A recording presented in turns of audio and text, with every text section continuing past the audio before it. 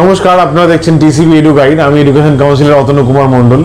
দেখুন, আমরা লাস্ট যে ভিডিও বলেছিলাম যে ত্রিপুরার চান্সেস এবং অল ইন্ডিয়া এনআরআই চান্সেস, সেগুলো প্রায় ত্রিপুরার রেজিস্ট্রেশন শেষ হয়ে গেছে এবং এনআরআই এর নোটিশ কিন্তু এমসিসি সাইটে চলে এসছে।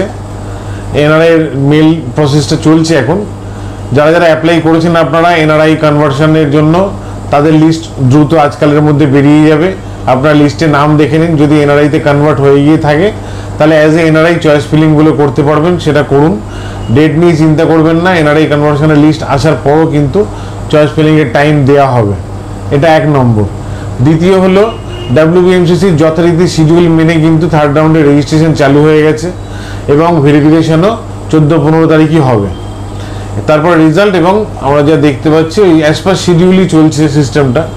তো মেজর কিছু চেঞ্জেস না এলে আমরা ধরে নিচ্ছি যে রিভাইজ শিডিউল প্রকাশ করেছিল ডাব্লিউবিএমসিসি, সেই অনুযায়ী কিন্তু registration, verification, choice filling, result and reporting সবই অ্যাকর্ডিং টু রিভাইজ শিডিউল হবে। তো যাই হোক, যারা যারা রেজিস্ট্রেশন করতে চান থার্ড রাউন্ডে অবশ্যই করে নিন। এখন 3 দিন চলবে, 8, 9, 10, 11 বলতে গেলে 4 দিন এই ডাব্লিউবিএমসিসিতে থার্ড রাউন্ডে রেজিস্ট্রেশন অবশ্যই করুন। কারণ অনেক কলেজ থেকেই সিট বাড়ার খবর আসছে। যেমন আইকিউসিটি তো বেড়েই গেছে, এবার ধরুন আপনার আমার ধারণা যে কেপিসি, সানাকা এবং কৃষ্ণনগর এগুলো সবই কিন্তু 50টি করে সিট বাড়তে পারে।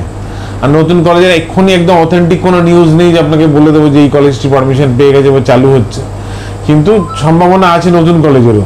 কিন্তু ওল্ড কলেজগুলো কিন্তু অনেকগুলি কলেজই 50টা করে সিট ইনক্রিমেন্ট হচ্ছে। তো স্বাভাবিকভাবেই স্টেট কোটা সিট বাড়বে, ম্যানেজমেন্ট কোটা সিট বাড়বে। হতাশ হওয়ার কিছু নেই, থার্ড রাউন্ডে পার্টিসিপেট করুন।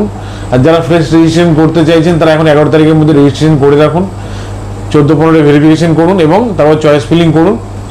বেঙ্গল কিন্তু এখনও লো স্কোরে স্টুডেন্টদের জন্য একটা ভালো ডেস্টিনেশন, এবং আপনারা চাইলে কিন্তু লো স্কোরে বেঙ্গলে সিট পাবেন। আমরা এখনও বলছি, সেকেন্ড রাউন্ডে যাই ঘটে থাকুক না কেন, লাস্ট অব্দি পেসেন্স রাখতে পারলে কিন্তু লো স্কোরে আপনারা বেঙ্গলে এবছরে এমবিবিএস পড়ার সুযোগ পাবেন। তো পেসেন্স রাখুন, হাল ছাড়বেন না। নতুনরা রেজিস্ট্রেশন করুন এবং পুরনোরা ভালোভাবে পুজো কাটান, আর পুজোর পর চয়েস ফিলিংটা করুন। যারা মার্জিনাল জায়গায় আটকে আছেন স্টেট কোটার ক্ষেত্রে বা ম্যানেজমেন্ট কোটার ক্ষেত্রে যে কোনো স্কোরে, তারা এখনও আমাদের সঙ্গে যোগাযোগ করলে কিন্তু আমরা এই বছরই আপনাদের সিট পাইয়ে দেওয়ার ব্যবস্থা করব। কিছু স্টুডেন্ট আমরা এনআরআই, যেহেতু এমসিসি বাকি ছিল, এনআরআইতে করালাম। কিছু স্টুডেন্ট ত্রিপুরায় রেজিস্ট্রেশন করালাম। আশা করছি তাদের সবাইকেই সিট পাইয়ে দিতে পারবো। এবং যারা এখনও রাজ্য না ছেড়ে যাওয়ার জন্য অনড়, তাদেরকে রাজ্যেই সিট পাওয়াবো। আপনারা ইমিডিয়েটলি কন্ট্যাক্ট করুন, তাহলে আপনাদের অ্যাটলিস্ট থার্ড না হলেও স্টেট রাউন্ড অবধি কিন্তু কনফার্ম সিট এই বছরই আপনারা পাবেন এমবিবিএস এর। নমস্কার।